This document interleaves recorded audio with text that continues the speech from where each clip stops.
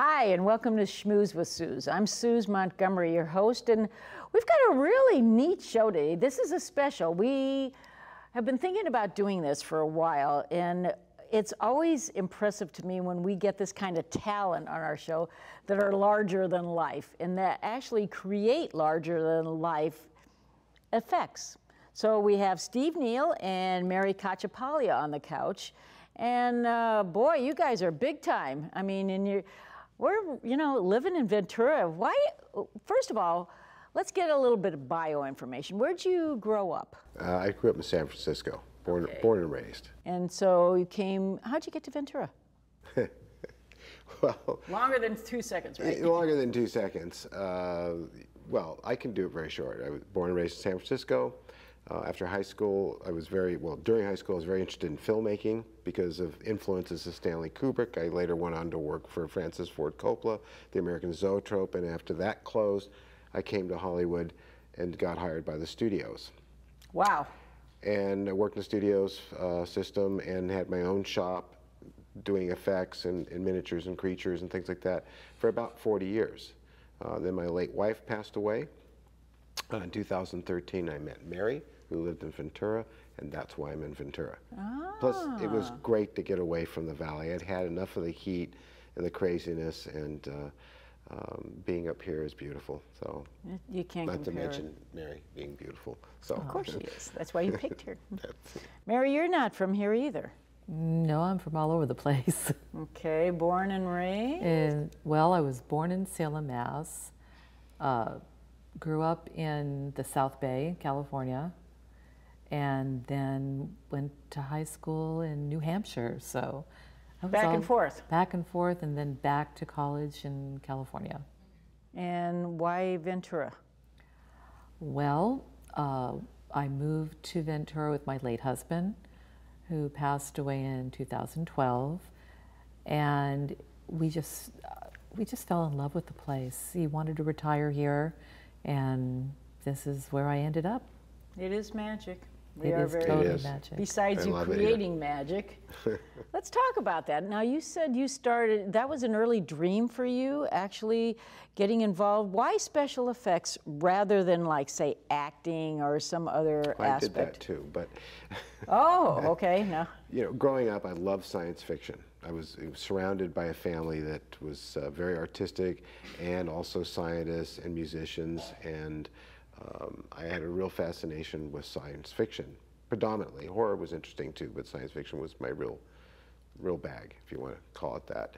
And when I was going to high school, Star Trek came on the air, and I loved Star Trek because I loved the whole idea of a future like that for the planet, one where we all lived together in harmony and explored space and dropped all our differences. And I just thought it was a great show, and I really wanted to do something like that or work on the show. So later I saw other films that influenced me, and I started making short movies in high school, which eventually led to me making more elaborate 16mm films, and then I met Francis Ford Coppola. How'd you meet him? They had an article in the San Francisco Chronicle when George Lucas was making THX 1138, the film with Robert Duvall. And what was the storyline on that? Was that also futuristic? It was futuristic, and it was about, we had destroyed the planet on the surface, and we're living underground. That was the basis of the story. Not too futuristic now. And of course, the society was all controlled by drugs and conformity and that kind of Brave New World type, 1984 type stuff, which I found fascinating. I loved it. But so George was doing that film there, and there was an article, and the American Zoetrope said, we're here to help young filmmakers. I took them quite literally and called them on the phone, and they were so taken by my boldness to do that, they invited me down to look at my films that I had made. So I went there. I'm sitting in an office with Francis Ford Coppola, and I really didn't know much about Francis at that time. Or George I did know because I knew about THX. And I'm sitting there with these pretty powerful filmmakers, Yeah, I'd and say I'm so. showing them my films on a pull-down screen in Francis's office, and they allowed me to intern there. I worked there, I helped them on projects and on films that they were doing, and they allowed me to do my own films there, and Francis was really my film school. So with that, projecting a little bit forward on that, why they reached out to you and allowed you and mentored you more or less, you do that today. Yeah, I do. And you give back in that way. You're, as a scientist, but also inventor and businessman, this is all integrated in who you are. And I'm starting to really understand you a lot now with your social commentary as well, because the social commentary came in with the filmmaking and I have to admit, this is guilty as charged. I've never seen Star Trek. I'm probably the only person you'll ever meet that's never seen Star Trek. I don't know what it is, it just wasn't on my radar. Maybe I was busy raising kids or whatever I was doing or working. But I didn't realize until we talked about off camera that it had social commentary attached. Oh, very much so. So that really, again, at the early part of your career, integrated all the elements that basically who you are today. Yeah, with the social true. commentary, It's you're true. caring about mentoring other young students and some of our students here at VACE, but also the aspect of some of your creations that I'm looking at over my shoulder here, which, and Mary, you worked on these as well. You actually did physical work on these. You created these along with Steve, right? So what was your contribution to, is this the, I am so ignorant, the Starship? This is the current Enterprise, for the J.J. Abrams Star Trek, and this model was created. It's from a plastic model kit that's available, but they're not lit up like this, and in fact, they don't have the capability of going into warp drive either. So this model was completely. All the lighting, all the paint work, everything is on it is all studio quality, what we would do for a motion picture, except it would be much larger. Interesting. So, wow, you are really good. I didn't realize that you could actually create this in your studios. And the amazing thing is, you're here in Ventura, you're around the corner from us right here. And you can do this, and then I guess you contract with studios to actually get your work. What is it? You sell it? Yeah, we can do that. Well, we get contacted by collectors to build models that they would like to have, or creatures that they would like to have that were from films. What's the story on this that guy they with can't the get. weird eyes? Well, this is a character from our TV pilot, but something is there. Okay, let's stop there because I want to know about this. I saw that on the website and I'm kind of curious. You are now creating your own film, or you have created your own film? Yes. And it's called? It's a hopeful TV series. And when I say hopeful, because we created the pilot ourselves, Mary and I together produced the pilot entirely on our own funds and with the help of many people here from the school who have become our friends, who are vastly talented and made it possible for us to do this without taking financing from the outside. Because whenever I've taken financing for a project, as they did with my first feature motion picture, they screwed it up. Oh. Well, they just turned it into their own, and then of course I was unhappy with it and it didn't do so well. So you lose all creative ability then? Pretty much. They tell you you're not, and they always tell you the same thing. Well, look, you do this our way this time, and we'll finance it, and the next time you can go make something all on your own, do it your own way, which is never true. So they steal your child? Basically, yeah. That's and I rotten. have problems with that. So Yeah, so I would have problems with that too, since it's your creation. Yeah. And then all they get is the distribution rights, and they get to sell it, and they make the profit, and you're out of the picture. That stinks. Yeah. Well, this guy from the movie, now the name of the movie again is There's Something. The TV pilot is But Something Is There. And what's the storyline? The storyline is based on my own experiences from childhood up to present day with the paranormal, with the unknown. And it runs in my family, and it happened to my grandfather, and it happened to my mother, and you know, in today's culture, people who don't understand the phenomenon and don't treat it scientifically, they call it alien abduction. But to call it alien abduction would mean to actually know for sure, based on data you've collected, that they're aliens. And no one having these experiences who honestly tells you they're having the experiences can claim that, because no one knows. That's almost like a negative, is it not? But something is there. Well, you the whole thing is that there is something to it. It can be measured. You can collect data on it. You can get evidence. And it suggests that there's something, like so many things in the past that were considered fringe, are now part of science, quantum physics. Roswell, New Mexico comes to mind, okay? You know, I've read enough about it and educated myself enough to know that something did happen. Something definitely happened. But the federal government chose to negate that and to more or less denounce it as it really occurred. So with that led me to explore other information, because it's like, why would they cover that up?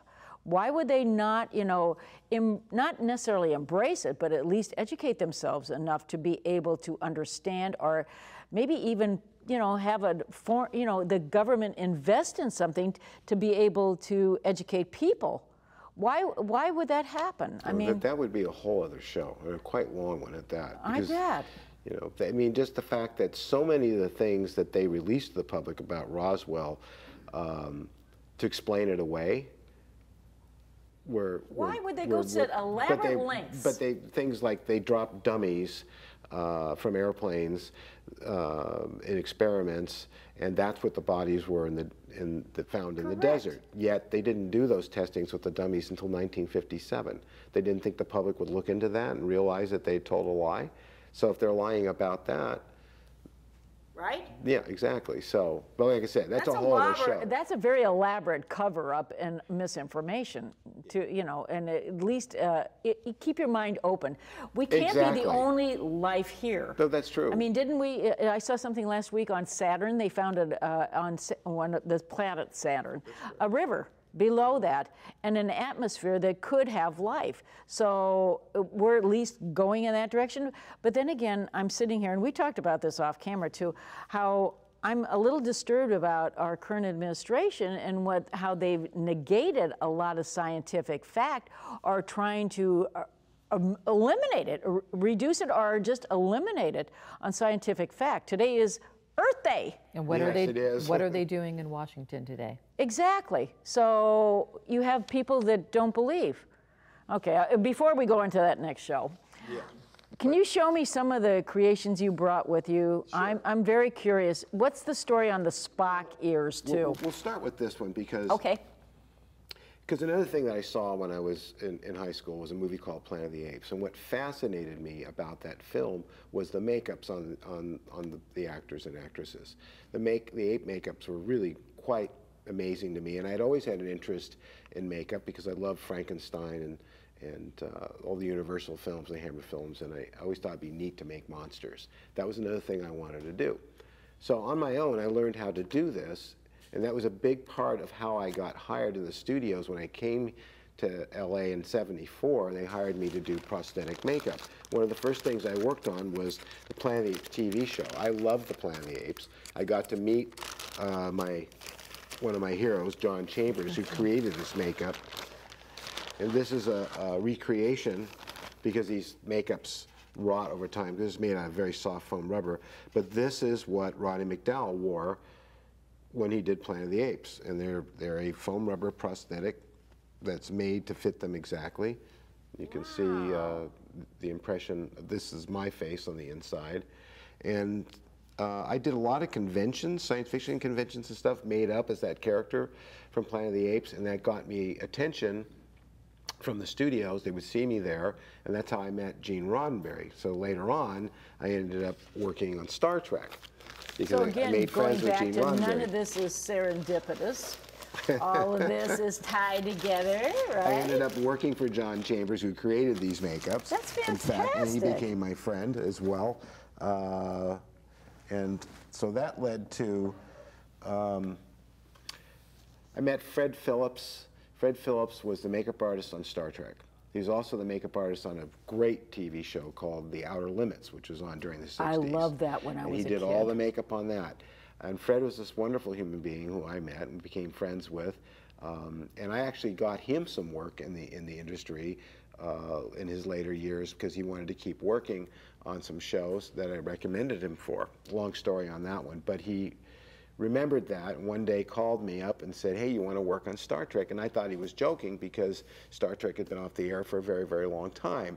And he said, no, we're making a movie, and would you like to, I could use your help. My eyes aren't what they used to be, and I need help. Well, I was in heaven. What a gift. Yeah, so the first thing he asked me to do was to recreate Leonard's ears. Now, they had already cast Leonard Nimoy's ears, and he had the casting sitting there, and then he put down a pair of the ears from the original show that he still had in a bag that were still okay. They hadn't rotted away. They were in perfect condition. Sent them down, said, I want you to reproduce these exactly. They have to look the same. And that was just an amazing thing to be given that job because— How long would it take you to do a pair of ears? Well, it took me like a day or so to sculpt those. That's all? Well, they're just ears. It doesn't take— I'm a very fast sculptor. Yeah, but that's and I quite can sculpt sophisticated. And draw. Yeah, yeah, it is. I mean, it's a whole process of sculpting clay on a stone casting. With stone back then, we used a stone plaster, and then we'd make molds on that and run foam rubber in it, and they'd have a very fine little blender edge on it. We could blend it into his ears. And you do all of this in the studio right here, a couple blocks away? We do. Yeah, that's amazing. And these are castings of the original ears from that show. So that's about the only thing I could recognize from Star Trek because I didn't watch. With the ears. With the ears. I also, years later, did Klingons for Star Trek VI, and then I had to make lots of— what's a Klingon? A Klingon is one Not of the— the what I'm— yeah, okay. It's one of the alien races, and they have these foreheads that look like this. Many of the people in the audience will recognize this as looking like Worf's head in Star Trek Let's put it on Next you. Generation. Put it on me. Yeah. Oh, goodness. This is your mask? This is made to fit me, yeah. And these And Klingons this were would good all be— guys or bad guys? Well, it depends on your point of view. Okay, another societal comment. Well, originally they were bad guys, but then we learned later on in the history of Star Trek to work with them, and they became friends. We dropped their differences and started working together. So, gee, kind of Nirvana, kind of where it should be. They're a warrior race, but we learned through diplomacy to end the wars. You want to go to Washington, D.C.? Unique concept, diplomacy. Yeah, that would be That was the interesting. whole thing about Star Trek, is that it was always made commentary on our actual situation. I wasn't aware of that. Maybe if I would have been at that time, I probably would have watched. It covered so many issues. I thought it was just like, nothing with the society when, when it was on the air. I just kind of just bypassed it. Like I said, raising kids or whatever I was doing at the time, but it was like science fiction. And believe it or not, I was not allowed to watch science fiction as a child. I was not allowed to read science fiction. Oh no, my mom was tough. I was not allowed— I had required lists. I had to read the classics in Latin, by the way. I mean, I had— yeah, right? Okay. So I had a different type of education, and I was always fascinated by that. And as an adult, now I can go back on Netflix. Thank God we got Netflix. And I can go back now and get educated on your world. So now I can go back there and just pull it right up and watch it. I would start with the original Star Trek TV show. Okay. Because— how many episodes? How many years was that on? It lasted 3 seasons. So a season is a half a year or a year? It's a year. Okay. So it lasted 3 seasons. I mean, it's considered one of the classics of all time. Yeah, if you watch it, you'll see why. Okay. So Mary, you are the glue here. Are you the one that keeps everything running at the studio, kind of? Like, is that your job? Yeah, I get stuck with the business part. Okay. But then again, I know you've got a creative She's side a brilliant too. artist. She's yeah, very, you very, do very art. talented. What kind of art do you do? I paint, I'm a photographer, I melt plastic. Yeah, she can do everything I can do. I don't, Basically. I have She hasn't not, sculpted yet. I have not touched, I've helped with some castings and cleaning them up for people, but I haven't actually thrown the clay yet. Okay, that's like pottery? No, that's it's like what sculpting. I you mean, have to do. This gets sculpted make in this. clay And it's in clay. on the person's life mask, and then we make a mold on it and produce a latex mask Now, that they life can wear. mask is like plaster on your face, like you can't breathe stuff? No, actually, we use No. it's a prosthetic grade alginate. It's like the Okay. material they use to cast your teeth with, except it Okay. gets put over your whole face, and it's backed up with plaster bandage, The plaster bandage sets up, we pull it off, and we can fill this with plastic or stone or a plaster, whatever we want, and pull out a replica of your face. But This is very sophisticated. I promise we don't suffocate you. It's pretty old technology, really. It is? Yeah, it is. It is. It's become more sophisticated because now we're not using foam rubbers and latex so much. We're using prosthetic-grade silicones, which are very, very lifelike, and we use that in our show, But Something Is There, because we had a lot of interesting-looking humanoid-type beings in it that we had to make by putting the makeups on the actors. So when you said you completed this project, correct? It's all shot, and we're now in the editing process. And in fact, one of the people from our school right here, Our editor, Mr. Isaac Blair, is not only doing editing, he also is our sound person, and a very good one, but he's a brilliant editor because he recut some stuff that I did, and I said, "That's it, you're the editor." And he's like, "Oh, okay." Well, Isaac's But he also does extremely visual talented. effects. In other words, his work with After Effects and doing compositry and compositing elements and putting together. This is a whole new CG, language for me, so okay. He's good at all of it. He's great. We could not be doing this show without him. Well, Isaac is very talented. I know Isaac from, he worked with my husband up at the Ojai Theater where he actually did sound, and yeah, there's many facets to He Isaac. can do I think he anything. landed well here. I think this, Isaac, I don't know, but is this how this whole thing started at VACE with you? Exactly how it started. Amazing, amazing. And that's something else again. I mean, we talked about this, but I'd just like to revisit that for just a second. Sure. We don't really look at students, no matter what the age, you know, as a holistic person. I think education today, and I mean, this is a whole person effect too, is we look at students, and Nathan and I were talking about that, about how we need to look at different modalities that suit a person's learning ability. Not one size fits all. Like when we were kids growing up, you know, you had to fit in a certain box. And if you didn't fit in that box, you were kind of like an outsider. I mean, I was not the... Same here. Same. So today, at least, we have recognized to a larger degree, but I don't think it's been fully explored, and how we can actually access that for looking at whole person ability. What are you good at? Are you a visual learner? Are you an auditory learner? What is your talent? So again, when I was a kid in school, you took an entrance exam at the school I went to, and whatever your score was, you got categorized and shoved in this box. I want to take typing, and to this day, I'm a two-finger typer, right? I didn't get to take typing, and so I wanted to learn typing. I wanted a business course, but no, I was an honors student, which means I had 4 years of math, 4 years of language, 4 years of this curriculum, which I wasn't really suited for. And so I think by having maybe trade schools or career technical education, which by using Isaac and other members that are here with us today, and you as well, you would be one of those people, a career technical, which is a real career, paying a living, making a living, but it's what you are good at, and if you're good at it, you love it, you're good at it, and you're successful. I think that's the way we need to look, like when I was talking to Terry Roos before we started, where do you fit? Where do you fit? So today, I think we're exploring that better and better. I think on a local level, we need to explore that even more so. And I'm grateful for places like VACE that actually produce that kind of a student that is successful, that just isn't one of those box people. But it wouldn't have worked for you. It wouldn't have worked for you. It wouldn't have worked for me. But again, opportunities. And I think that makes a person better because you're doing what you love and you make a living at it. And it opens up the opportunities to community working together to create your project. And your project, I'm excited to see this. So you're in Edit Bay now? We're in Edit Bay now, and we're doing visual effects. I also do CGI. What's CGI? Computer But it's computer animation.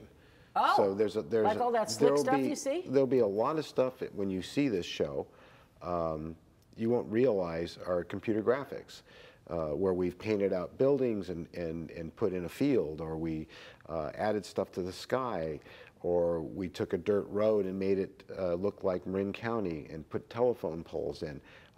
We've got a scene where a child is offered a lizard by Peter Fox. He finds this lizard, and the lizard's not afraid of him. There's a whole discussion about, with the child about the lizard and why it's not afraid and how you're connected with nature.